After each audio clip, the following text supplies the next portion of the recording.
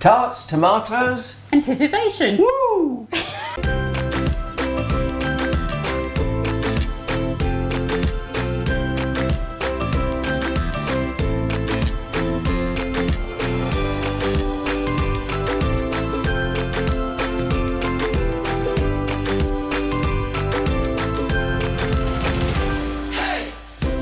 Hello, I'm Alan Graham. For once I'm not outside, I'm in a kitchen, but a rather special kitchen because it's with our cooking diva Vanessa Scott from Stratton's Hotel in Swaffham.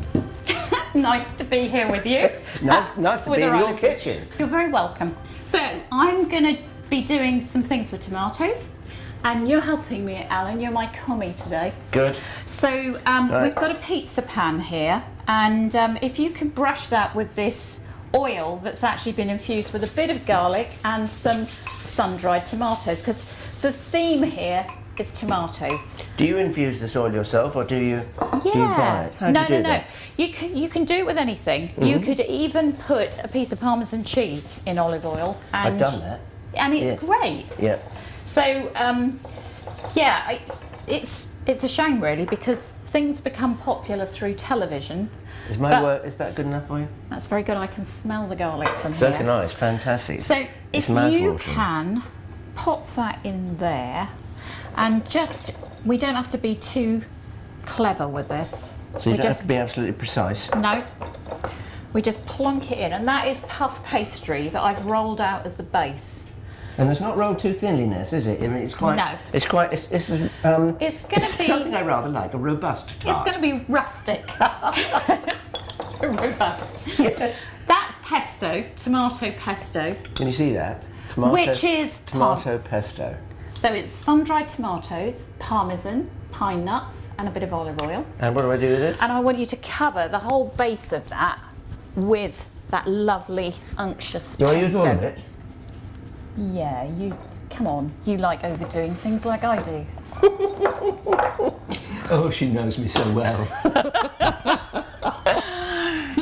So we've then got some lovely cherry tomatoes and I've also got some heritage tomatoes. So we're going to cover the base when you've got rid of all that pesto with Well, I was just going to say, when all I'm doing is, and nobody's told me how to do this, I presume I'm doing it the right way. You are. Slopping it on and then with the bowl of the spoon, just spreading it.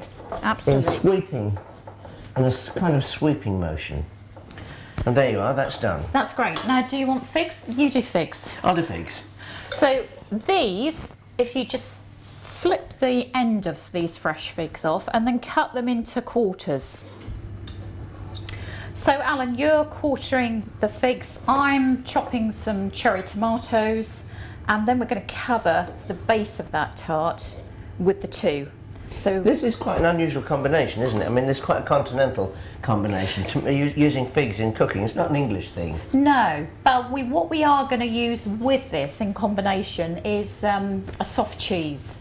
And I have got a soft goat cheese. Now, a lot of people don't like goat cheese, but I would actually beg them to try.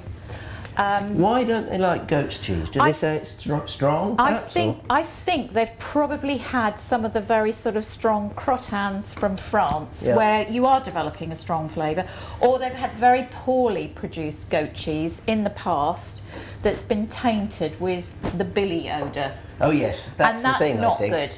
No, not that's good. the thing. I think I have heard that actually. Scatter liberally. These are like little red jewels, aren't they? They are. I mean, like pigeon's blood rubies. The great thing about this tart is so quick to make.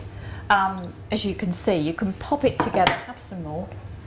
You can pop it together in super short time, or make it in the morning, stick it in the fridge, pop it in the oven when you come home from work. I don't think I wait that long. There you are. You've got a fantastic tart. So the other thing that's going to go with this is the cheese. Now that is this is a rosary goat cheese, which you can buy from most places. Most good cheese shops will sell that. Yep. Also, leading supermarkets will sell that. Good. And I wouldn't bother chopping it. I would actually just scatter it with your fingers. I see. Yes, it's quite. Yeah. It's just like. Do you know what this is like? This is like the texture of the cream cheese we used to make from Jersey milk. Jersey cream when did I was you? a child. Yeah. Is this something your granny did? Yes, she did. Wow. And we used to put the milk in these vast, shallow bowls and skim the cream off the top to make the butter. And then they made cream cheese out of something else. I'm not quite sure of the process. I can't really remember. But I do remember that. What a great upbringing to have. Yeah, but that was governed, you know, by the flavours that you put with it. We didn't, of course, use garlic, being a very conservative Norfolk family.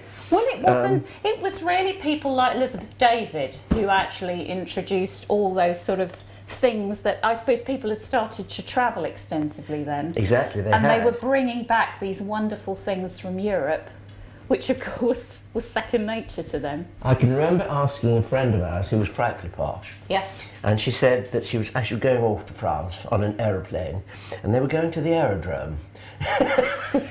And I said very naively to her, I said, well, which kind of wine are you going to drink when you get to France? And she said, well, the wine of the region, of course. And I had no idea that, you know, each region had its own wine. No. There we are. I do know. So I think that's enough. So the next thing we want on there is some honey. And what have I done with the honey? I don't know. It was here, I thought. Good to see it. There it is. I've got honey and I've got some balsamic vinegar. You drizzle balsamic. I will. And because this... Do I squeeze? Squeeze, yes. Because this honey is a bit crystalline, I'm just going to do blobs of it because it will melt. Yeah, that's good. This looks like... Oops, sorry. This looks like a chocolate drizzle, doesn't it? It does. Again, these balsamic vinegars, they're best to try and get one that you really like because there's nothing worse if it tastes Does too... the acidity vary in them? It does. Yeah. And if it isn't balanced properly, they're awful. So don't go for cheapness. Go for one you really like. So that's... I'm not going to put any basil leaves on this at this stage because it's best to tear them and put them on when you're actually going to serve it. Yeah. So that's now ready to go into a hot oven, about 200 degrees C. If you've got a fan oven, probably 180, for about 15 minutes. And I can hear that you've got a fan oven. We have. I haven't. Okay, here's our tart. It's been in the oven.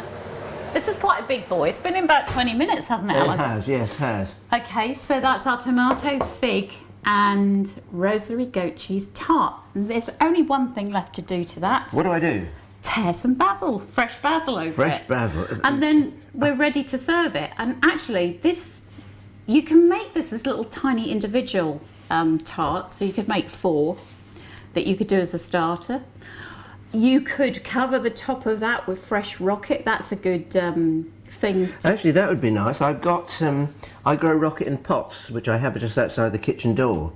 And, that's a good idea. That's a really good tip. Yeah, because, and cut and come again salads as well. yeah, because rocket will keep coming, won't it? You just Yes. mustn't let it seed. And pea shoots I use like that as well, which are all used for little garnish things. And they're all the things that are used in the best restaurants. Exactly. But I think this has the aroma from this basil is absolutely incredible, and it is a great Mediterranean thing, isn't it? Yeah, it is. Greeks use it an awful lot, and I remember when I did a programme many years ago about gardens in Spain. Every garden in Spain had a pot of basil outside, and it grows wonderfully there because it is so hot. It is a herb that loves the heat. Yeah. In this country, we need to keep it probably under glass. Is that enough? Yeah, that's good. I think we should just cut a bit so you can see what it looks like out of the tin. Good idea. Right. You get the knife and I'll gaze longingly. You see, a perfectly equipped kitchen has every implement that you can possibly need, including that wonderful shaped fish slice, which was used to take out the tart. That's supper sorted. Ooh. I think I need a bigger implement though, Alan. Oh, that's absolutely...